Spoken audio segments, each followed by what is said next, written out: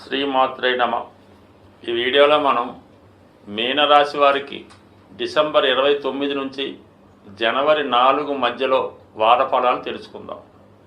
మరి ఈ రాశి వారికి ఈ వార ప్రారంభంలో భాగ్యస్థానంలో ఏర్పడినటువంటి యోగ ప్రభావం వల్ల జాతకుడు ఎక్కువగా పుణ్యక్షేత్రాలు సందర్శించే ప్రయత్నం జరుగుతుంది. అలాగే వృత్తిలో మార్పు కొరకు చేసే ప్రయత్నాలు చాలా వరకు ఫలించే అవకాశం ఉన్నది.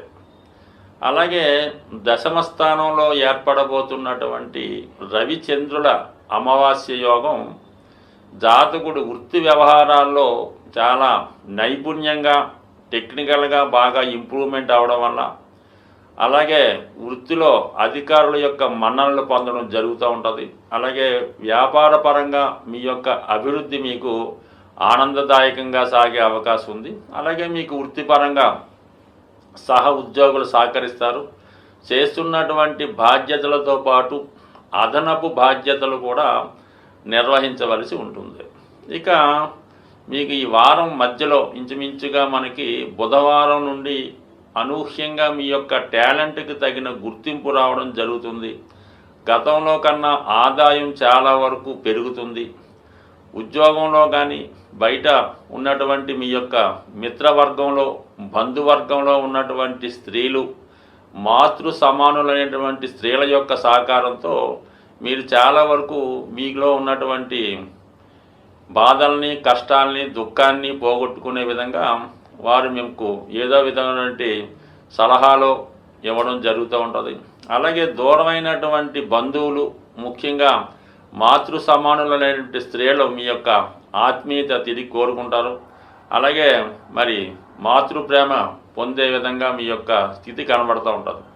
మీనరాశి వారు ఎప్పుడూ కూడా తను దగ్గర ఉన్నవారి కన్నా దూరంగా ఉన్న వాళ్ళ కోసం ఎక్కువగా ఆలోచిస్తూ ఉంటారు అన్నమాట. అంటే వాళ్ళ కోసం ఎక్కువగా బెంగపడడం, చింతించడం, వారు ఏ విధంగా ఉన్నారో అనుకుంటారు. ముఖ్యంగా ఈ స్థితి ఈ దూరంగా ఉన్నటువంటి పిల్లలే కాదు, పెద్దవాళ్ళైనా వారి తల్లిగారి గురించో, అక్కగారి గురించో, చెల్లెల కోసం ఆలోచిస్తుంటారు. మరి ఈ సమయంలో మీరు వారిని కలుసుకొని వారు ఆత్మీయతను పంచుకొని వారు ఇచ్చినటువంటి వస్తువులు, బహుమతులు కానీ మీరు వారు ఇచ్చిన దానికన్నా ఎక్కువ వారిని సత్కరించడం వల్ల చాలా ఆనందాన్ని పొందుతారు. ఒక మాతృ సౌఖ్యాన్ని మీరు పొందే విధంగా ఈ గ్రహస్థితి అనుకూలిస్తూ ఉంది. అలాగే ఈ రాశిలో జన్మించినటువంటి స్త్రీలకి ఉద్యోగ అవకాశాలు రావడంలో కొద్దిగా దూర ప్రాంతంలో రావడం వల్ల ఏమవుతుందంటే టెంపరీగా మరి వేరే చోట ఉద్యోగం చేయవలసి ఉంటుంది. దానివల్ల కుటుంబానికి దూరంగా ఉండవలసి రావడం కూడా జరిగే అవకాశం ఉంది. మరి ఈ రాశిలో ఉన్నటువంటి జాతకుడు ఈ శుక్రుడు వ్యయస్థాన సంచారం వల్ల, శని యొక్క సంచారం వల్ల జాతకుడు వ్యాపార అభివృద్ధి కొరకు, అలాగే తన కార్యాలయాన్ని చాలా వరకు ఆధునీకరించడం, కొత్త సహాయకుల్ని నియమించుకోవడం జరిగే అవకాశం ఉంది. మరి రాశిలో రాహు ఉండడం వలన తన యొక్క మరి గృహంలో కానీ కార్యాలయంలో కానీ కొన్ని కొత్త టెక్నాలజీని ఉపయోగించుకోవడం, అదనపు పరికరాలు లాంటివి ఉపయోగించుకొని మీ పని సులువయ్యే విధంగా చేయడం జరుగుతూ ఉంటుంది. అంటే కొత్త కంప్యూటర్లు అవ్వచ్చు, ఈ మెడికల్ రంగంలో వస్తున్నటువంటి కొత్త యంత్రాలు లాంటి వారి స్థాయిని బట్టి, వారి అవసరాన్ని బట్టి నియమించుకోవడం జరుగుతూ ఉంటుంది. అలాగే కంప్యూటర్ రంగంలో ఉన్నవాళ్ళు, సినిమా రంగంలో ఉన్నవాళ్ళు తమ యొక్క టెక్నాలజీని పెంచుకొని వ్యక్తిగతంగా కన్నా యంత్రాల సహాయంతో వారి యొక్క పనిని ఇంకా సులువుగా చేసుకునే విధంగా అవకాశం ఉంటుంది. ఈ విధంగా చేయడం వల్ల జాతకుడు తన యొక్క వాల్యూని పెంచుకుంటాడు, తన యొక్క ఆదాయాన్ని పెంచుకుంటాడు. అలాగే దాని మించిన ఖర్చులు కూడా జాతకుడికి రావడం వల్ల ఆర్థిక బడ్డెను కొంతకాలం పాటు ఎక్కువగా ఉంటుంది. బట్ ఇప్పుడు నడుస్తున్నటువంటి ఏలినాటి శని ప్రభావంలో కూడా జాతకుడు ఏదో ఒక ఎసెట్ మీద పెట్టుబడి పెట్టడం మంచిది. అంతే తప్ప ఏదో షేర్ మార్కెట్లోనో వడ్డీ వ్యాపారంలోనో పెట్టుకోవడం వల్ల కన్నా ఇటువంటి అధునాతన యంత్రాలు కొనడం కానీ, స్థిరాస్తి కొనుక్కోవడం కానీ చేసుకుంటే ప్రస్తుతం కొంత భారంగా ఉన్నప్పుడు కూడా తర్వాత దాని ప్రతిఫలాన్ని జాతకుడు పొందే అవకాశం ఉంటుంది. బట్ ఏదైనా మరి మన మీనరాశి వారు ఇప్పుడు కొత్త ఉద్యోగ మార్పులు, వ్యాపారంలో టెక్నాలజీ ఉపయోగించుకోవడం, అలాగే విదేశ వ్యవహారాలు కలిసి వచ్చే అవకాశం ఉంది. ముఖ్యంగా బంధుమిత్రులు ఎక్కువగా మదరు, సిస్టరు, స్నేహితులు లాంటి వారు చాలా వరకు జాతకుడికి సహాయపడి ముఖ్యంగా ధైర్యాన్ని ఇవ్వడం జరుగుతుంటుంది. ఈ మీనరాశి వారికి ఆర్థిక సహాయం కన్నా సపోర్టు, వెనకాలండి భరోసా ఇవ్వటం, ధైర్యంగా నిలబెట్టే విధంగా చేస్తే వాళ్ళు ఎంతైనా సాధించగలుగుతుంటారు. అంటే ప్రోత్సహించే వాళ్ళు మీనరాశి వారికి అవసరం అవుతుంటారు. నిరుత్సాహపరిచే వాళ్ళు చాలా వరకు దూరంగా ఉంచడం మంచిది. ఏదైనా రాబోయే 2025 సంవత్సరం మీనరాశి వారి జీవితంలో కొత్త యుగం ప్రారంభమవుతుంది. ఇక్కడ దాకా జరిగిన జీవితం కన్నా రాబోయే లైఫ్ చాలా వరకు అనుకూలించే అవకాశం ఉంది. ఏదైనా నిర్ణయం తీసుకోవడంలో కరెక్ట్గా తీసుకుంటే రాబోయే సంవత్సరం అంతా కూడా మీకు చాలా హ్యాపీగా జరిగే అవకాశం ఉంది. జాతకంలో ఉన్నటువంటి దోషాలు తొలగించుకోవడానికి గ్రహాలు ఇబ్బంది పెడుతున్నప్పటికీ వాటి యొక్క పరిష్కారానికి కూడా ప్రతి సంవత్సరం, ప్రతి నెల, ప్రతి వారం కూడా ఏదో ఒక అవకాశాన్ని మనకి భగవంతుడు కల్పించడం జరుగుతూ ఉంటుంది.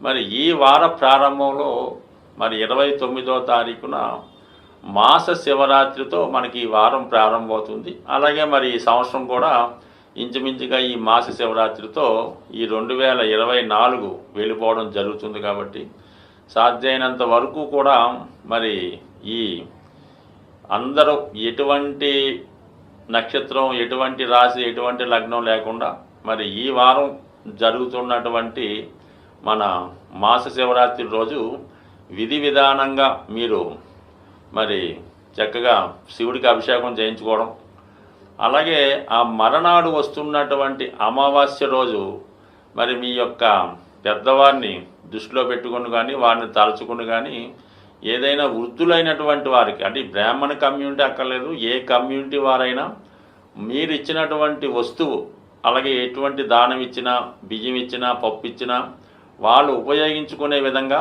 వారు తీసుకునేది కూడా వాళ్ళు చాలా ఇష్టంతో తీసుకున్న వారికి మీరు ఈ అమావాస్య రోజు మీ పెద్దల యొక్క పేరుతో ఏదైనా వారికి భోజనానికి తగినటువంటి ఆహార పదార్థాలు ఇవ్వడం వల్ల ఏంటంటే మీ పితృదేవతలు కూడా సంతోషించి ఈ అమావాస్య రోజు చేసే ఈ మంచి కార్యక్రమం మీకు రాబోయే సంవత్సరం అంతా మంచిగా ఉపయోగపడే అవకాశం ఉంటుంది. కాబట్టి ఈ 2 రోజులు కంపల్సరిగా మీ యొక్క స్థాయిని బట్టి విధి విధానంగా చేయడం చేయండి. అలాగే ముఖ్యంగా ఈ 2025 సంవత్సరం మరి డిసెంబర్ 31, జనవరి 1 తేదీలో చాలా వరకు అవకాశం ఉన్నవాళ్ళు మిగతా ఎంటర్టైన్మెంట్ కార్యక్రమాలు కాకుండా ఏదైనా ఒక పుణ్యక్షేత్రంలో కానీ, ఒక దేవాలయంలో కానీ మీరు ఈ నూతన సంవత్సరం ప్రారంభించుకుంటే చాలా వరకు ఆ సంవత్సరం అంతా కూడా మీకు అనుకూలంగా ఉండే అవకాశం ఉంది. కాబట్టి మరి సాధ్యమైనంత వరకు ఏదైనా దైవ కార్యక్రమాల్లో పాల్గొనే ప్రయత్నం చేయండి.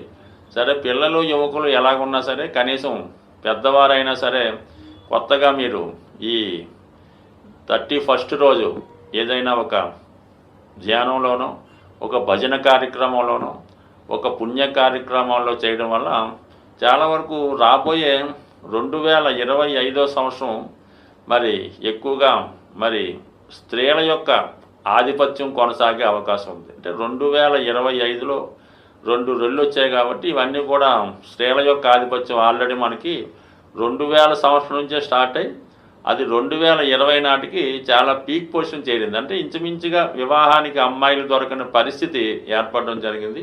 మరి 2025 ఇది కూడా బుధుడు కూడా యాడ్ అవ్వడం వల్ల చాలా వరకు ఈ సంవత్సరం ఉన్నత ఉద్యోగాలు, అలాగే వివాహ విషయాల్లో ఆధిక్యత కూడా స్త్రీల పెత్తనం, స్త్రీల ఆధిక్యత సాగే అవకాశం ఉంది.